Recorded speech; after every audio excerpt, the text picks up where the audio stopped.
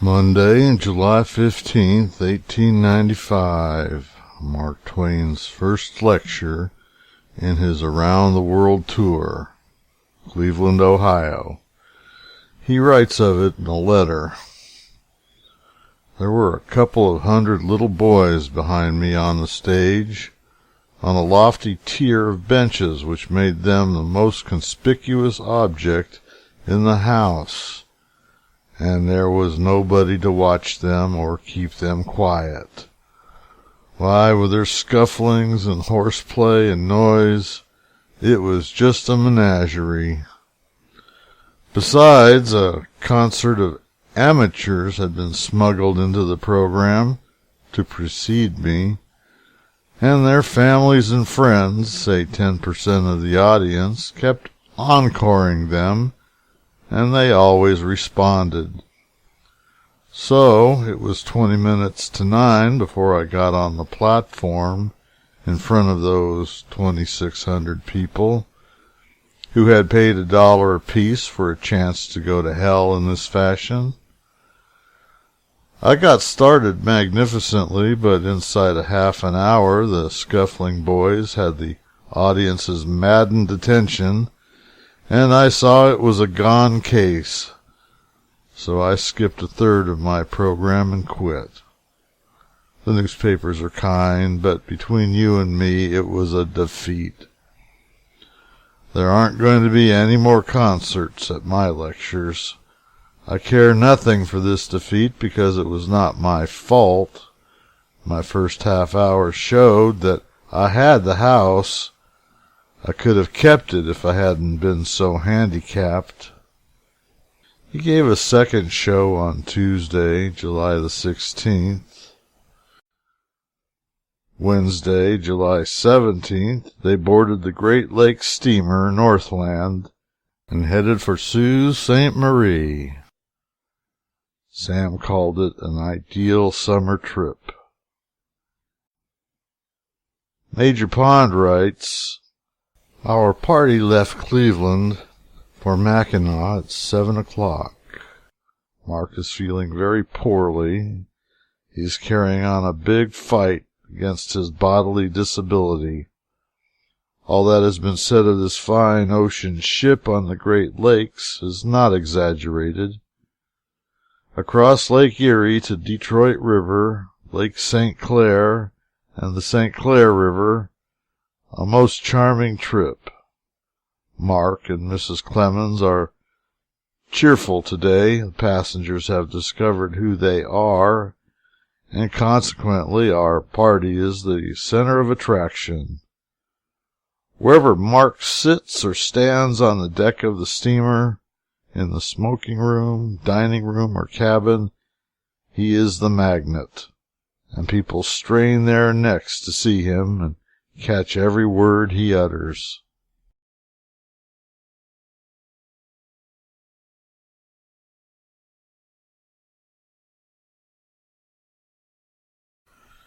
Pelee Island, Ontario, part of a township of 9 islands.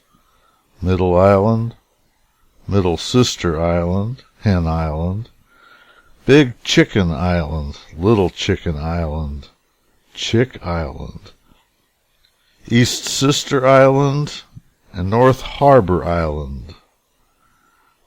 Middle Island is Canada's furthest point south. Because of the mild climate, perhaps the mildest in Canada, the island supports vineyards, and a wine industry began here in 1860.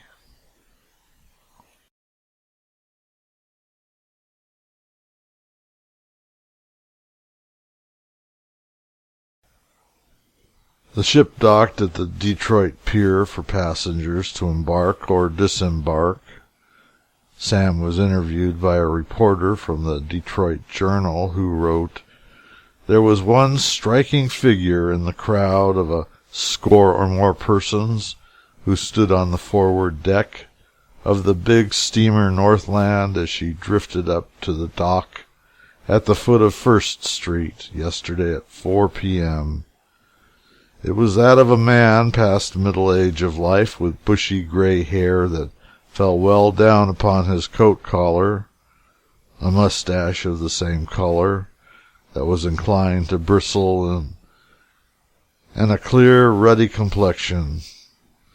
He leaned carelessly over the railing and looked down upon the people assembled on the dock, without displaying any curiosity or interest that was evinced by people who were looking up at him. This man was Mark Twain, the humorist, christened Samuel L. Clemens, and father of Tom Sawyer and Huckleberry Finn.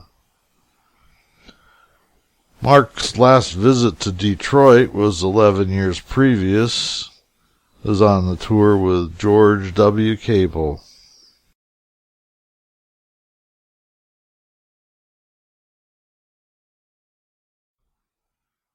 The steamship was the second of two ships. The first, named the Northwest, was launched in 1894, and after test runs came to Buffalo to be finished and furnished. According to J. A. Colby and Sons of Chicago, their company designed the furniture and upholstery for both liners, using mahogany and primavera, or white mahogany, in Louis XV Rococo style.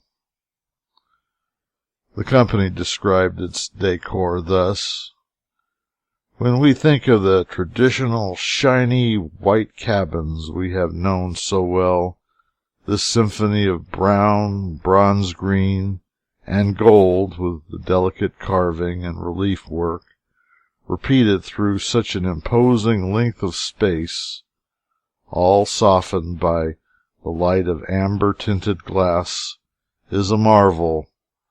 Staircases of white mahogany with tessellated floors, and upholstering of terracotta leather, huge plate mirrors, balconies furnished in antique brass, reading rooms no less luxurious, ladies' parlors, men's cafe, smoking rooms, little conservatories, bronze and marble statues, a dining room like a prince's banquet hall, and staterooms of every conceivable shape and size here." The Northwest weighed 2,339 tons, was 385 feet long, 44 feet at the beam, and 34 feet from keel to promenade deck. Its hull was painted white, the three smokestacks painted yellow with a black band near the top, the center stack having a white star and the letter N to signify the company. Its two quadruple expansion engines generated 7,000 horsepower. It had a regular speed of 20 miles per hour with a 16-foot draft. Its two propellers were 13 feet in diameter. The ship consumed 8 tons of coal per hour. When the Northwest steamed full speed up the Detroit and St. Clair rivers, its huge size created destructive wakes and shore damage. The ship was subsequently obliged to reduce its speed in these areas. By 1895, the Northland had launched, identical to the Northwest, except for refinements possible with the newer ship. Both ships maintained service of every 3 days between Buffalo and Duluth. The regular stops were Buffalo, Cleveland, Detroit, Mackinac Island, Sault Ste. Marie, and Duluth. Sam was full of praise for the Northland, and said there wasn't much about the vessel to remind him of the days when he used to pilot a steamboat on the Mississippi River. "It is the best I have ever seen," he said, "in the way of passenger boats. The Fall River steamers are more elaborately decorated, but are more like ocean steamers than the Northland, and not so pleasant and comfortable."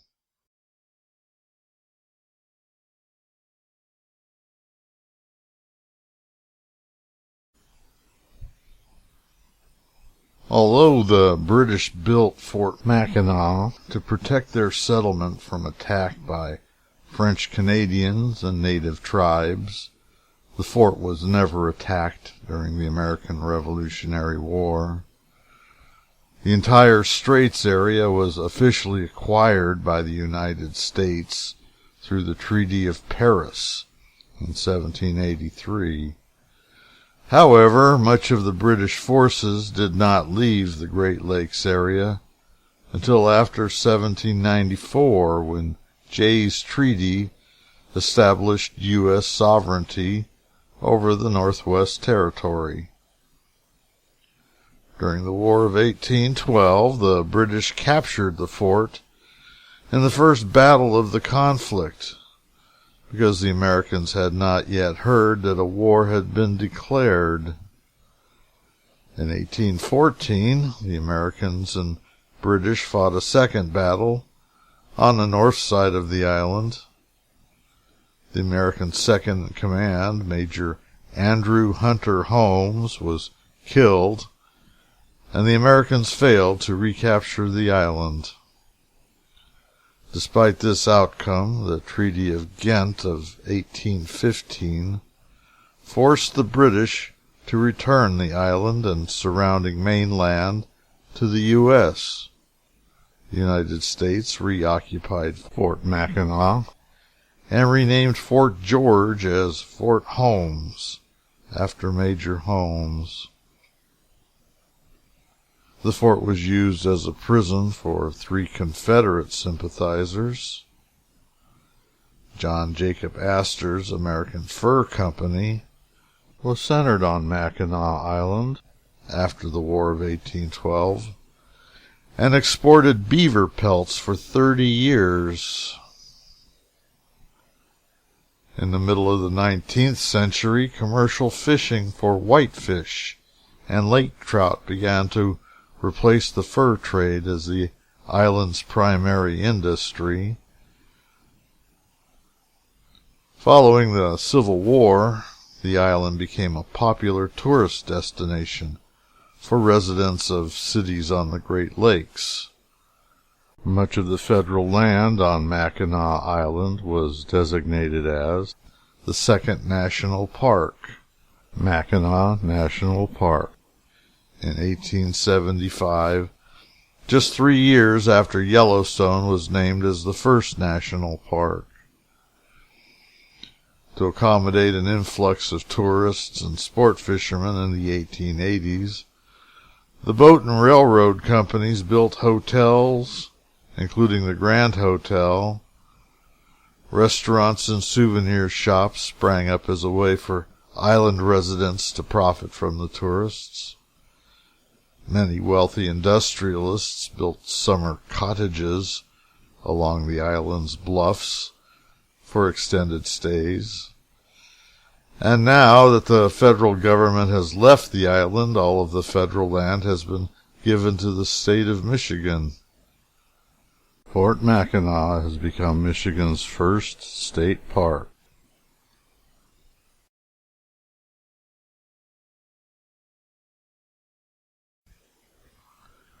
July 18th, Thursday, the Clemenses arrived in Sault Ste. Marie and checked into the Hotel Iroquois. Sam gave his talk at the Sioux Opera House.